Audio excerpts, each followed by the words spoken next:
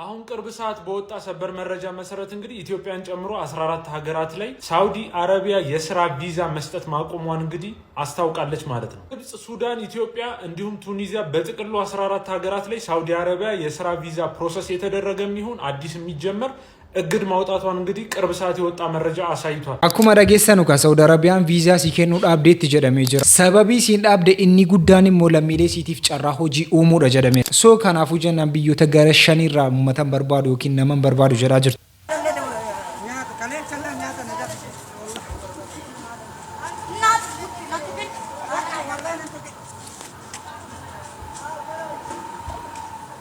ዳካቸ ጊዜ ደርበቱ አገርተኒቱ ኩፍቴውል ቴብኒቲኒ قاسات آمنت بالله ربتي آمنوا وملائكتي ملائكتي آمنوا وكتبي كتابي آمنوا ورسوله رسول ربتي آمنوا واليوم بالآخر قيانا آخر أنا درج رجعني بكنت آمنوا وأمبر أنجل دوغا ربي ربي سنفيسو ربي سنفيسو باي قلبي نغبته دوغا ربي الله العالمين أرض سنانا نجلو نكاسي العالمين أم أنا كايا دي نكايا دي العالمين والله والله نكايا دي والله والله نكايا دي والله والله يمكن فاطمة ورده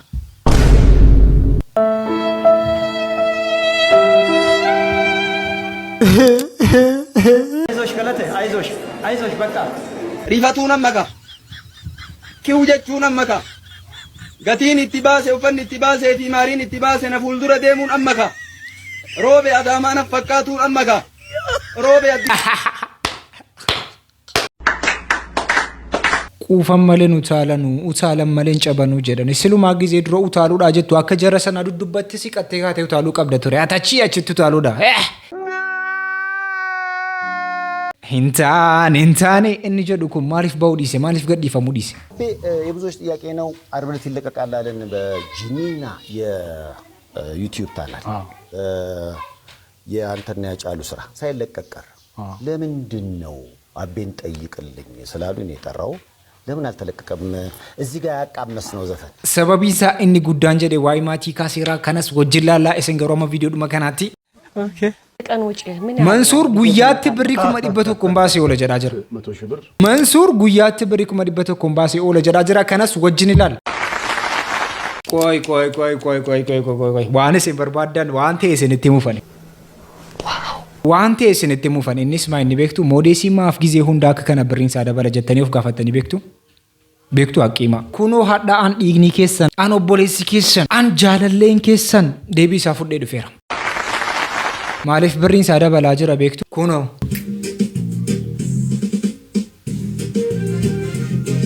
በቃ ጀረከና ዮሲን ነጄሲን ዋቶ ሞዴሲን ቀነሳን ጅሩ ጀረከ ከናቲ ከነሰንቴ ደበርሲሳ ጅሩ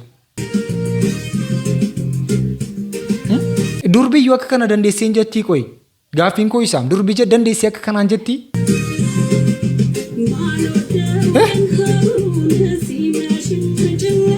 አደራ ረቢ ነቲማ ጆሌን ዱርባ ከ ከናን ጀቲ ዳማ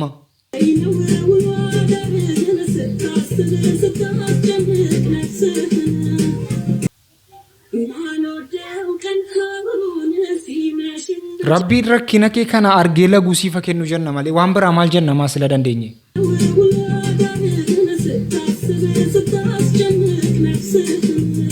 ቋ ከሚቲ ደንዳም ይፊገሩ ዱጋ ረቢ ነጨበጨበ ይፊያን ኢላላ አግመለሰ የስጋት እንጂ አይደለናስ አንዴ ለሰኖ በስች ምድር ላይ ማለን ሲኒን ጀደ ቤክቱ በቃ ወጪ ኮነ ደንዳቲ ደሚያጅ ሰንዱፋ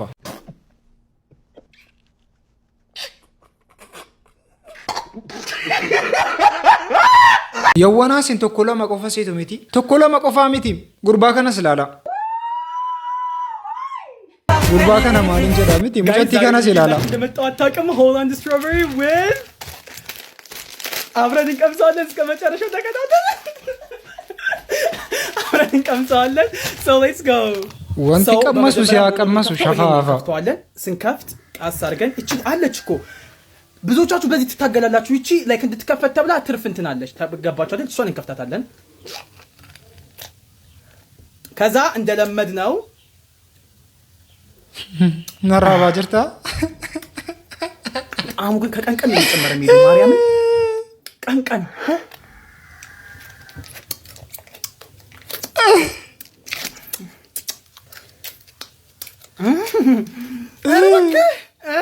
እንደዛ ትልሳለህ ትልሻለሽ ማላቀሽ መስሎሻል። እናትሽን ወይ አባሽ ጣይዋራ ችግር የለውም ይሄ ምናምን ያለ ኧረ ኪችን ቤት ገብተሽ መልሽ አውቅሻለሁ። እሺ አሁን ደግሞ ይሄን አብረን እንፈታዋለን። አንተ እንዳትደፋው ደስ ይና ላይክ በባለፈው ቪዲዮ በሰንቺፕስ የሰራሁላችሁ ነገር አለ በጣም የሚጣፍጥ እንደውም ብዙ ጊዜ ከረቦዴቱዋን ነው ወጀቱ ላልኩ ነበር እየሰሩ ትክክለኛ ፊሊንጋቸውን እየነገሩኝ ነበር። እዛው ላይ ላይቭ ላይ ገብተው ከኔ ላይቭ ገብተው ካሜራ እያበሩ እየሰሩት ነበር። ለዛ እናንተ እኔ አሁን ይሄን ምንድነው ማድረገው? ወይኔ ጉዴ look at there አሁን ይሄ ከንትን ጋር በጣም የሚጣፍጠው ግን ቆይ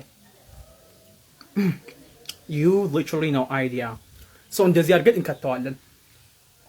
ማይጣፍጥ ነገር ነው ያልሞክራችሁ፣ እባካችሁ ሞክሩት። በጣም ብዙ ገንዘብ ኤነርጂ ብዙ ነገር ነው እያጠፋሁ ለእናንተ እያስተማርኳችሁ ያለሁት። ይሄ ምሳሽን ኦር ቁርስሽን በልተሽ ብትይ ማለት ነው ገንፎ እንደበላሽ ቁጠሪው። ገንፎ ማርያምን እንደት ነው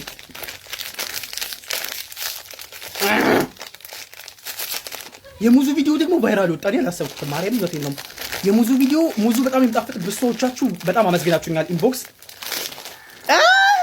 ሌላ ነገር ጋይስ እዚህ ላችሁ እንደዚህ ኬክ ስንበላ ይችን ማለት ነው መላስ አይደለም መላስ ሁላችንም ያስማማናል። ወይ ነራበ ምጥምጥ እናረጋት ነበር ምጥምጥ መጣታል ኢቱ ሶራዱ ዱጋረብ ኢቱ ሶራዱ ኢቱስ ደሪ ነጀራ ኢነራበ ሉጣውላ ወላሂ ነራበ ሞኝ ልቅም ሰማለ ልቅም ሰማ ካካራዲስ ልቅም ኬክ መገዛልኝ ነበር ይጀቴ ሰረንከኝ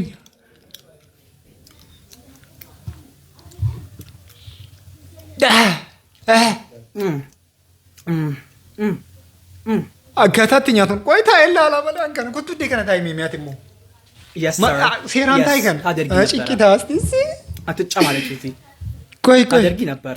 አሁን እሺ በኬክ ምን ይመስላል በእውነት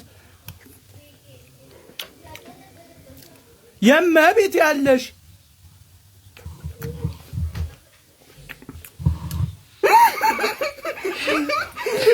Ugarabi modesin kuma galu qaba akkasi. Kuma galu qaba. Mabiti Mariam.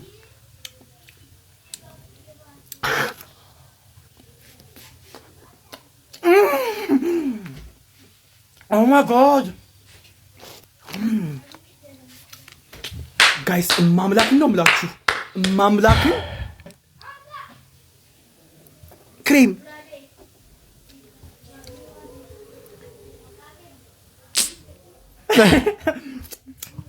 Happy birthday to me. Ugara bicha akkuma isinin jedhe bakka waci kono dandaati deemee ajjeeseen dhufaan waa tokkitti rakkatina baqqaatu hin jiru. Jarra akkasii kun jechuudha yoo zarii jara lafa kaanii rakkina guddaa fida. Rakkina guddaa fida waan akkasii dandeeffachuu hin qabnu. Muwar akka dhaamsa tanan amma gaafa kaanu nuuf hin birmatin. Oo dandeessaa akka si inaata akkanatti hojjedhu jennee si kakaasu isarratti nu birmadhu. Orota dhugaa rabbichaa ganamaan jechuudha. Viidiyoon itti boo'ee, viidiyoon itti aare, viidiyoon itti kolfee isinitti agarsiisa. Mana afuriif afurii ijaaranii birrii miliyoona lamaan ijaarame. Maaf gisee hunda nu kolfisiistu qoy. Giseenuu akka kana kolfinu bakka mangistii waan nutti tole se'ee fataa nutti jedha. ማነቲ ከናላላ አመሽ ዱፓ አምቴ ብሪ ሚሊዮን አለም ጎጆ አነጋጋሪ ሆኗል። በዛሬው ዕለት መበረቁ ተሰምቷል። በገዴኦ ዞን ራጴ ወረዳ በአንድ ጀንበር 20 የብልጽግና ህብረትና 100 የብልጽግና ቤተሰብ መወያ ጎጆ በ2 ሚሊዮን ብር ወጪ ተገንብቶ ተመርቋል። በምስሉ ላይ የምትመለከቱት ጎጆ 2 ሚሊዮን ብር ይፈጃል ወይ የሚለው ጉዳይ ግን በበርካቶች ዘንድ አነጋጋሪ ሆኗል። እናንተም ሐሳባችሁ ብሪ ሚሊዮን አለማ መነከነ ኢጃራን ብሪ ሚሊዮን አለማ መነከነ ፈካቱ ኢጃራን Garuu birrichi singeera.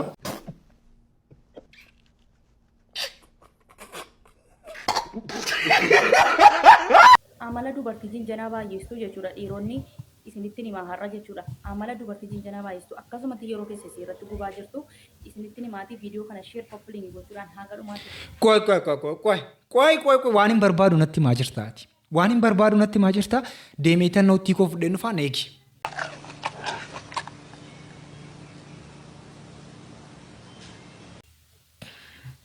amma jalqabuu hin dandeessa. Viidiyoo kana hordofaani yoo dubartiin milikitan amma isinitti himu kana agarsiistu jireenya keessan keessa yoo jiraatte of bira oolchitanii hin bulchinaa jireenya keessan keessaa otuma hagam jalatanii jireenya keessan keessaa tasuma haxaatii ishee balleessa isinitti himana dhaggeeffadhaani fakkeenyaaf yaaddeeti dhugaa jaallattaa yaaddee bilbiltaafi jechuudha gaafa bilbiltuuf sirraa kaastiin wayyee wuddee okko lubbuu koo akka moottee jirtaayee damma koo nagaan siifa koo baay'ee si yaade bitaayi hojii matti biizii ta'eetu siin bilbiliin oolee maal hojiitti biisaati sagaltuu jala jaltu si dagatte achiin booddeetu akka jettee naamni sittaa softu si jala jaltu naamni inni tokko mootti bilbila gaafa itti bilbilu bakka warri keenya kun immoo maamna saqaayyoo ani koo bakka si yaadeera baay'ee si dhugaa soon fedhaa jira isaanii monatti bilbilaa jiru naamni siin jettiin achiin booddee indee akkas jedhamaa faamiliidhaan xiqqaa siyaasofsiis naamni jettaan ati miskiinni kiyya maal beektare achiin booddee rakkoon qabu rakkoo qabataa jirra. kaasee bannaati isin baay'ee si yaadaan oole bakka si yaadeera si dhugaa soon fedhaati booddee nan bilbilaati isaaniif siin jetti achiin booddee inni suni gaafa isheen takka dabarfattu garaa didaa amma isin bilbila gaafa inni bilbilu qoyimee bakka maanni maal taa'e laata lubbuu kiyya sii deebisa shii bakka daqiiqaa shan duwwitti naalaadhu bakka siin deebisaa deemnaan siin jettiin anuu sila yoo kaasisiin jedhee raambuchoo koo bakka ashirakoon qabuuti kaasii haasofsiisiitii deebisii naa bilbili jettaan ati miskiinni kiyya silkii kee cufatte teessee qucatte isheedda isheenis tokkorraa kaasteetu wayyee lubbuu koo dhiifama guddaa naaf godhe ishee maatii duukaa asaan ture beektaayii biyyarraati abaluutu du'e jedhanii qabadha nuti jarra dhiiraa kan raanfanne nuti. Isaan duukaa isaan ture beektaa waa'ee maatii kana jireenyi maatii kana naasaa ture minaamin jettee sanatti immoo xiqqoo ishee oomimmiyeessiti achiin booddee ammayyuu isaan duukaatu naasee fidhatiniin lammaffaanatti bilbilteen naanii sirraa kaasee dhufe jettiin achiin booddee inni tokko immoo taraasaa inni sadaffaan immoo bilbilaanii gaafa inni bilbilu wayii maatii tokko bakki isaan jiran neetworkiin hin jiru bakka neetworkitti ba'anii naa bilbilaa jiru achi deemanii naan immoo neetworkiin hin bade argachuu hin danda'u ishii lubbuu koo deebiseensi bilbilaati qoyi maatii haasofsiiseen fixiniin dhufeeti bakka natti bilbilaa jiru ishii lubbuu kiyya jettiin achiin booddee irratti cufteetu dhatte isanaan kaaste wayyee lubbuu koo biraazirii tokko duukaa naasaa oole minaamin jettee sana dhatte jala jantii inni jalqaba siin bilbila maatii duukaa itti jette bilbila irratti cufatte amma warri 10 warri 6-7 dhumanitti saraan isaan gawwanta ta'eef inni akkattiin taa'eetu ishee eegaa bulaa. Sababii kanaatiif dubartiin akkas naannoo keessan jiraattee naannoo jechuudha akkatti booksiidhaan dhaatu jireenya keessan keessaa ishee baasaa viidiyoo kana sheer qophiilee godhaa dhiiroon. Guddadhu rabbisa guddisu baga nutti himtee nutti keenya qabanneerra jarri nutti hin qabanne isinii dubbisu qabattaniitu miti bakka akka kana bakka gizee viidiyoo laaltanu gizee hunda nuttiin akkas hin biraan dhiba isin jarri dubartootaa immoo gizee as keessaa baatan booddee haasofna dhugaa rabbi booddee waliin agarra miti booddee haasofna. Eshi Mansuur immoo cinkoo qanitti birrii 100 jedhaa jira bareechi nu sakkasii bareechiti nu sakkasii ሽቶንም አልጨምሮ ነው ወይስ ኤቭሪቲንግ ሽቶ ከተጨመረማ አለቀ እያንዳንዱ የኢትዮጵያ ሕዝብ ፌንት ነው የሚሰራው አይ ወጪ በጣም ብዙ ወጪ አለብኝ ያው የዕለት ወጪ ሲባል ለቢዝነስ የምታወጪው ወጪ አለ እኔ አሁን ዛሬ ጧት ወደ አዳማ ከመሄድ በፊት ቁርስ ለመብላት መኪናን እያሳጠብኩ ቪዲዮ ሰርቼ 3000 ብር ከ3 እስከ 5000 ብር ለተቸገረ ሰው ሰጥቻለሁ እሱን የሚጨምር ከሆነ በቀን ብዙ ብር ነው ማውጣት ይውጣ እኮ ከነሱ ጨምረ በቀን ወጪ ለሰው ከምትረዳው አንፃር ከምትበለው አንፃር መኪና ስታሳጥብ ጫማ ስታስጠርግ ነዳጅንም ጨምሮ ማለት ነው የቀን ወጪ እሱ ነው የሚከተል እኛ እኮ በወር ልንመጣው ነው አዎ በቀን ብዙ ጊዜ አላሰላም እኔ ማደርገው ምንድነው በሳምንት 100,000 ብር መኪና ውስጥ አደርጋለሁ የሳምንት ወጪ ለዳሜ ካልኩሌሽን ወደም አይዘረፍም ችግር የለውም አንደኛ ቡሌት ፕሩፍ ነው መኪናው በጥይት ቢመታም እንትን ስለማይል ሴፍ የሆነ ቦታም ስለሚሄድ እኔ ናሁ እየሳቀ ነው ክቡር ፕሬዝዳንታችን ከወዲሁ ቡሌት ፕሩፍ መኪና ሳይከስ ሹጉጥ ነው አሁን የመንሱር መኪና ቡሌት ፕሩፍ አይደለም የሚል ሰው ካለ በራሱ ጋራንቲ ተኩስና ይሞክረው ከዛ በኋላ ወጪውን የሚሸፍነው እሱ ነው ካልተሰበረ ነው እንጂ መጫሩ አይቀርማ ግን አይገባም ወደ ውስጥ ስለዚህ ትንሽ ጭረት ስለሚኖረው የዛን ጭረት ዋጋ መክፈል የሚችል ሰው ካለ መጥቶ ማየት ይችላልና በወር ነው ወጪ ማውጣው ኦልሞስት ከ400 እስከ 500 መንሱር አመሳክቲ ከዲሲ ወጪ ከኑት የሚያማ እንዲምራቅ የለም ምንድነው ያጥኩት ቆይ ረኪና ጉዳቱ ጀራ ጂአቲ ብሪ ኩመ ዲበ ሸምባሳ መንሱር መንሱር ጀት ብሪ ኩመ ዲበሸን ባስ ዋይ ከነማ ማሊፋሶፍ ናቲ ጀት ብሪ ሜቀ ባስታ እሺ ካልኩሌሽን ይጎና ኦፈተ ጀቲ አልተኮ ሚችታ ኦፈተ ብሪ ቶርባታማ ሳሙና ብሪ ቶርባታማ አሻተው ብሪ ቶርባታማ ባስታ ጀቲ ቱርቤቲ ቀኒ ለማ ፈታ ጀታ ጀኑ ብሪ ዲበሸን ሸኒ ብሪ ኩመ ተኮ ፈታ ጀታ ብሪ ሜቀቴ ብሪ ኩመ ተኮ ባይሱ አፍሪት ሚቲ ጀኬሰ ቶርቤ አፍርቱ ጅራ ሶ ብሪ ኩማ አፍሪፍ ቶርባታማ ባስታ ጀቹ እሺ ከምብራው ጭቀብዳ ኛታ ማና ኛታ ነንሰከሲ ቡጋረብ ኛታ ማና ኛታ ጀት ብሪ ሜቀ ባስታ ኩማ አፍሪፍ ወይ እኒ ኩመ ዲበሸኒፍ ወይ ከንኬማ ወሊን ሰከስ ነው ዱጋረብ ማና ማዳሚቲ ማዳሚ ወጅኖ ፈተከ የሚችታ ወጪን ከምብራ ስረንጅሩ ኛንስ ስረንጅሩ ከምብራው ጭማሊ ይቀብዳ እንቀብዱ ጀኬሰ ከንጌ ዜሮዳ መደርጋሳት አመንቱ ቢላሂ ረብቲ አመኑ ወመላኢከቲ መላኢከቲ አመኑ ወኩቱቢ ኪታበ አመኑ ወረሱሊሂ ረሱል ረብቲ አመኑ ወልዮም ቢልአኺሪ ጉያና አኺራ አነ ዱረጅ ረጃኒ ቤከንቲ አመኑ ومن قدر خيره وشره من الله تعالى خير في شره نزرب مبرانا تتات جاني بيخن تأمنوا أشهد من بيخا بيكم سيقين تئن جادا يادا مرمات قلبي تجاني نكر ربك جاني دبدا نمنا ملجلو نبانسا الله إله عندي يجتو إلا الله ملك إلا الله ملك توكلت على الله وخفى بالله إركون تجا إركنان تجا عند الله والله بالله عند الله سبحان باي كرانا نياتاني وانن جدو غارون قب ربي سنة فيسو abbaan manaa haadha keetii siif maalidha? Eessuma koodha. Naaf eessuma koodha. Eessuma keedha? Ay hin beeknu miti nu. Yoon beekni maafaasofna bakka.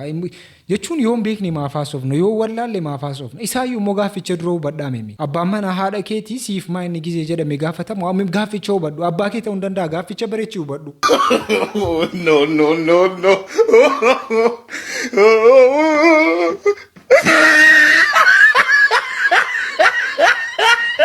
Dhugaa rabbi ani sinifan na cabacabe. Ani sinifan na cabacabe. Maa inni baajaajiin beezilii waddarnaan immoo xajiidhaan jalqabdanii haraqee ምናምን itti naqxanii ofuu jalqabdanii malee sinii miti kan sakkaree baajaajitti tiiruma sakkaree jenna malee. Rifatuun ammaka. Kiu jechuun ammaka. Gatiin itti baase uffanni itti baasee fi maariin itti baase na fuuldura deemuun ammaka. Roobe Adaamaa na fakkaatuun ammaka. Roobe Addis Ababaa na fakkaatuun ammaka. Bakki jiru kun ambooti. Kuufan malee nu taalan malee cabanuu jedhe Oromoon kun.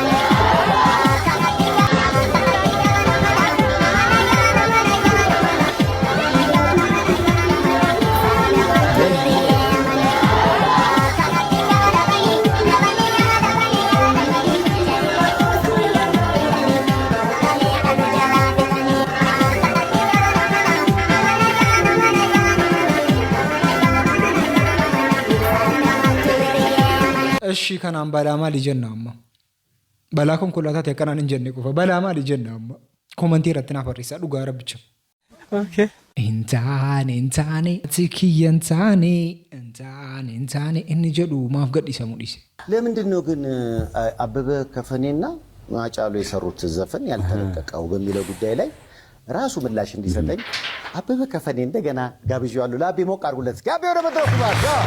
አቤ የብዙዎች ጥያቄ ነው። ዓርብ ዕለት ይለቀቃል አለን በጂኒና የዩቲዩብ ቻናል። የአንተና ያጫሉ ስራ ሳይለቀቅ ቀረ። ለምንድን ነው አቤን ጠይቅልኝ ስላሉኝ የጠራው? ለምን አልተለቀቀም?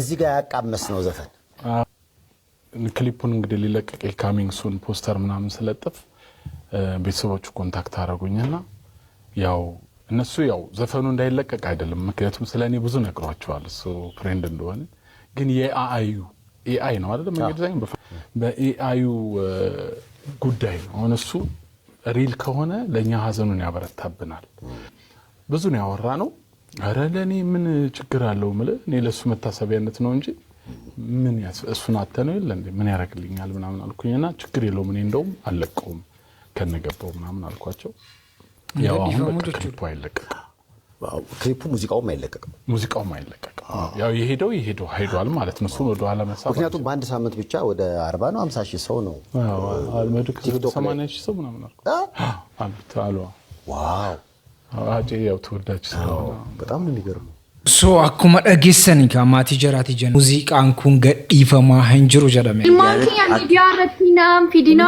Oromoo rabbii jedhaati jedhanii boo'u isa qofa miti an ጓደኛ isaa dawwalee fi ittiin haasa'in jira Ameerikaa jechuudha. Amma በጣም ገረመኝ እሱ ሚዲያ ላይ ሳየው ማለት ነው። ቆይ አረፋት ወይት አረፋቲን የማን ልጅ ነው እሱ? የማን ልጅ? ilma kadir martuutika አርቲስት ከድር መርቶ ነው እና ኧረ ከፍ ብለናል ዝቅ ብለናል አባቴ አታውቅም እንዴ አከዚህ ወጅኒና ታርታ ማሚዬ አንም በር ያን ወላሂ ላዝም ወላሂ ኢማና ጀዴ ኦሮሞቲ ቦይ ኢማና ጀዴ ወላሂ ላዚም አረፋት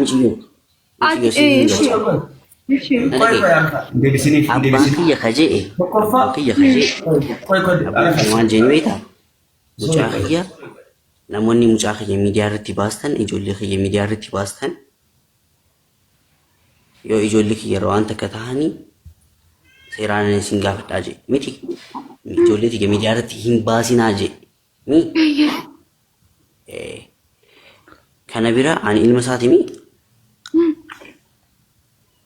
ijoollee isaatiin hin jenne ijoollee isaatiin miidiyaa irratti hin bahinaa odoon ta'in kajee miidiyaa irratti hin baasinaa jee namootaan jee si galee nuni miti. Sanuma Arafat sanuma bar ijoollee kiyya miidiyaa irratti ilma kiyya miidiyaa irratti hin baasinaa jechuun akkati miidiyaa irratti baatu kadir martuu hin barbaadu. Maaliif inni ofittu achitti pirezidaantii maamee simaanyi dubartiidhaan dhaggeeffadhaa indee waan hin dhageen dubbadhaa. Rakkinni tokko sirra ga'uu danda'a. Kanaafuu abbaa keetiifis Oromoodhaafis miidhaadha miidiyaa irraa amma inni tasgabbaa'ee amma inni fayyaan isaa deebi'uufitti miidiyaa irraa dhiifama naa godhe Arafaati. Wallaahi Oromoon baay'een na jalatti barreessaa jiru kunoo miseejiidhaan illee koomentii. Ana fakkeenyaaf waa'ee Oromooti miti barbaachatan waa'ee abbaa kiyyaa fi abbaan kiyya ana hayyamsiisin tiktok bane kanaan durallee baneetiin daa'imaan ture gaafas na dhorkee cufe si galee. Amarraa eeyyamsiitiin bane. Ati kadiriin eeyyamsiisteetu kanatti laayivii dhufte amma. Dhiisi bilbileetiin gaafadhaa. Arafaat bilbileetiin gaafadha. Ara naa billahi wallahi. Eeyyamaani? Akkas ta'an waan koon qabu abbaatu Arafaat ni miidhaan. Qoyski na beektaan? Eenyu pirezidaant? Laayivii irratti. Garuu hedduu reefan argaa jirama. ኦኬ አላየሁም ብላክ ስታር ወላሂ አላየሁም ይጻፍኩልህ ነበር። እኔ አላየሁም ነበር ማለት ልብ አላልኩም። እኔ ጀስት በቃ እንደዚህ ጩጬዎች ጋር መጫወት ደስ ይለኛል። ጨዋታ ንግግር ራሱ ደስ ይላል። akkuma dhageessanu abbaan kun afi yemeera kanaafan laayivii irra dhufee haasaa jira abbaan isaa garuu laayivii kanarra yookaan miidiyaadhuma kanarratti mucaa kana laaluu hin barbaadu ture ergas amma garuu abbaadhuma kootunaa eeyyamennaan hin bee jira yoo waan akkasti that's not problem jenna sagantaan irraaf qabanne kanuma fakkaata sagantaa biraatan walitti deebinuti jechuudha amma eewwana kan bira turtani mee mi'al tokko as jedha adabbii jedhaati atas jedhi mimi sin barbaadaa jira yoo atas jedhi mimi jedhe